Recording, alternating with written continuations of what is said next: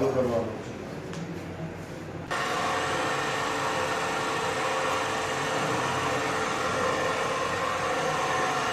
જો કેટલા વોલ્ટેજ આ 242 એટલે નો લોડ વોલ્ટેજ 242 લખો. ચલો નો લોડ વોલ્ટેજ 242 અને કરંટ 0. હવે આપણે 200 વોટનો લોડ ચાલુ કરીશું. ઓકે, કેટલા થયા વોલ્ટેજ 237. કરંટ કેટલું થયું એમ્પિયર મીટરમાં જો રીડિંગ, એમ્પિયર મીટરમાં રીડિંગ જો કેટલું રીડિંગ થયું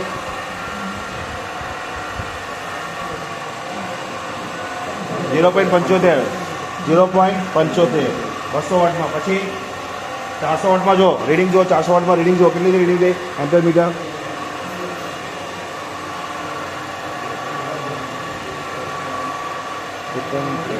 1.40.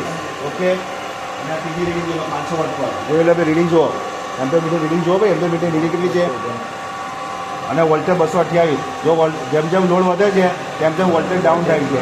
કેટલું છે કરંટ 1.78 એમ્પિયર બરાબર.